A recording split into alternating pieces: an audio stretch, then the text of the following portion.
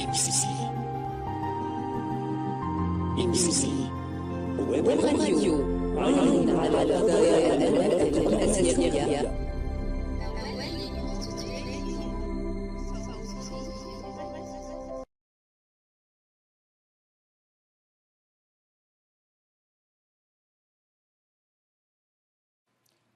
Azoul à toutes et à tous et bienvenue à la radio de l'association La Voix de la Femme Amazigh, Radio IMSLI. Aujourd'hui, nous avons le plaisir d'accueillir une personnalité politique qui nous vient du Niger, Adel Obeid. Bienvenue et merci d'être venu. Le plaisir est partagé. Donc, dans cet épisode, nous allons revenir sur la conférence qui a été organisée en collaboration avec l'association La Voix de la Femme Amazigh et le magazine Adlis. Donc, bienvenue encore une fois. Tout d'abord, Adel, pourriez-vous vous présenter et nous parler de votre parcours et de votre visite au Maroc? Merci. Je commence déjà par vous remercier pour cette occasion, mais également à remercier la Voix de la Femme Amazigh et la revue Adlis d'avoir donné cette opportunité pour moi de m'exprimer au Maroc. Et ensuite, remercier tous les Marocains, toutes les personnes qui ont contribué à faire de mon séjour quelque chose de très agréable et quelque chose dans lequel j'ai ressenti de l'hospitalité. Donc, merci encore. Merci. Et pour me présenter, je suis Dr Adel Obeid, comme vous l'avez dit. Je suis le président du Mouvement démocratique pour le renouveau, Tarna, qui est un parti politique nigérien dans un paysage politique nigérien où il y a quand même plus d'une centaine de partis politiques. Et j'étais également candidat aux dernières élections présidentielles de 2016. Et nous sommes en train d'aller vers une autre élection présidentielle dans 2 ans. C'est pour cette raison d'ailleurs que nous sommes très actifs, aussi bien sur le terrain national qu'au niveau international, pour créer les alliances nécessaires et pour présenter notre message qui dépasse les frontières du Niger, qui aspire à une Afrique, comme je l'ai toujours dit, une Afrique du Nord, une Afrique de l'Ouest, réconciliée avec leur histoire et avec leur passé. D'accord. Donc, vous avez participé dernièrement à une conférence à Agadir sous le thème de Imazigh et l'action politique au Sahel et à l'Afrique du Nord. Parlez-nous un peu de votre participation et des grands thèmes qui ont été abordés lors de cette conférence. C'est le lieu ici de rappeler la pertinence du thème retenu par aussi bien la Voix Amazigh et la revue qui touche avec le doigt une problématique très intéressante, celle de l'implication des Amazighs en général dans l'action politique, mais également le rôle de la femme dans ce terrain parfois glissant qu'est la politique, qui est pourtant nécessaire. Donc la conférence nous a permis de parler de notre expérience au niveau du Niger, qui est quand même un pays où il y a une pluralité ethno-linguistique prononcée. Il y a au minimum 8 groupes qui sont très différents culturellement, historiquement, mais qui sont arrivés quand même à vivre ensemble. Donc c'est une expérience que nous avons voulu partager lors de cette conférence et nous avons tenu à exprimer quelque chose qui nous tient à cœur pour dire que les Amazighs, comme tous les peuples autochtones d'Afrique, peuvent jouer le rôle de ciment dans la construction d'une Afrique plus ouverte et qui peut-être peuvent être le rempart contre toutes les idéologies qui veulent uniformiser le monde. D'accord. Comment évaluez-vous l'expérience politique des femmes au sein de votre parti en particulier et au Niger en général? Donc, depuis 1990, avec la nouvelle constitution nigérienne, la femme a constitutionnellement tous les droits que l'homme dans son expression politique, associative. Mais parfois, le droit constitutionnel est une chose, la réalité en est une autre. Donc, effectivement, on est passé par beaucoup d'étapes parce que le rôle de la femme est freiné souvent au minimum par 2 facteurs, les facteurs économiques, les facteurs de la société même qui n'a pas souvent envie d'échanger.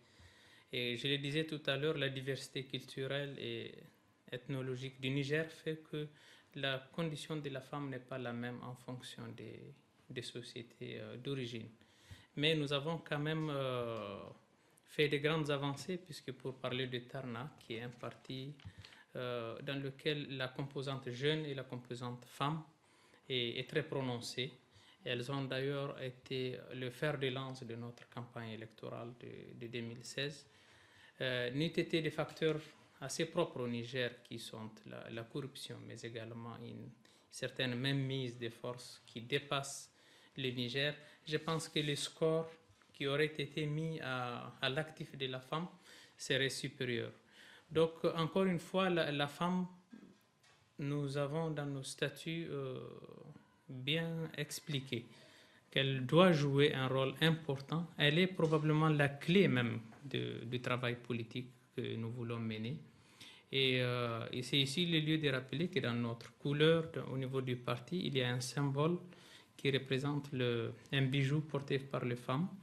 Cette symbolique veut dire notre respect absolu à la femme qui est notre mère, qui est notre sœur, qui est notre épouse. Tous ces rôles doivent lui être reconnus. Elle doit, au Niger, en tout cas, trouver une expression encore plus grande. Il y a encore un chemin à faire parce qu'il y a des pesanteurs, comme je le disais tout à l'heure, liées à la condition matérielle des femmes qui n'est pas toujours très excellente, et enfin à la lourdeur d'une société pour des raisons parfois religieuses mal interprétées à notre sens, qui font que la femme est placée au second rang alors qu'en réalité sa place est beaucoup plus centrale. Du moins c'est ce que nous avons comme valeur ancestrale. Donc, à votre avis, quels sont les enjeux qui expliquent la faiblesse de la participation de la femme dans le champ politique et qui empêchent les femmes justement de jouer un rôle efficace et actif dans la société? C'est une bataille de tous les jours. La femme s'est retrouvée en réalité au centre de la vraie révolution de ces siècles. Il n'y aura pas de développement, il n'y aura pas suffisamment de justice si la femme, qui a quand même une sensibilité parfois politique plus prononcée, n'occupe pas la place qui est la sienne, c'est-à-dire au centre du débat politique, avec plus de liberté, la possibilité de faire des choix. Et ma première question, la réponse que j'ai donnée à la question précédente répondait un peu, parce que les enjeux, si vous voulez, ou les difficultés, les pesanteurs sont à la fois économiques, à la fois sociétales. Donc c'est à ce niveau. Au niveau économique, il est impératif d'appuyer la femme pour qu'elle trouve un minimum d'autonomie matérielle, pour qu'elle puisse consacrer plus de temps à l'expression de son talent politique, de son talent artistique. Donc nous avons le devoir moral, le devoir impérieux de donner à la femme les moyens pour qu'elle s'exprime. Très souvent, ce n'est pas fait parce que certains hommes ont peur de la femme sans se rendre compte que la femme est en réalité la solution. Avant de clore cet épisode, avez-vous un dernier mot, madame? Oui, mon dernier mot, c'est en réalité l'impression que me donnent les Marocains, en général les Amazirs d'ici, mais vraiment le Maroc dans sa globalité. J'ai trouvé un Maroc qui a envie de regarder vers l'Afrique, qui a envie de dire qu'il est peut-être grand temps que ce Maroc se réconcilie avec son histoire, et l'histoire du Maroc est profondément africaine, Afrique de l'Ouest. Donc c'est ici l'occasion de dire que toute notre disponibilité à l'édification de ces ponts culturels, de ces ponts politiques, de ces ponts qui vont nous permettre un meilleur vivre ensemble. Donc c'est cette impression très positive qui, en tout cas, me pousse à revenir dans un avenir pas si lointain pour faire encore une autre exploration de tous les amis, de toutes les amies que nous avons ici et de toutes les possibilités économiques, culturelles et politiques pour faire en sorte que le Maroc et le Niger puissent construire et soit l'exemple de la véritable solidarité africaine. Je vous remercie. Merci beaucoup de votre passage à notre radio. Merci. Et je vous dis à très très bientôt.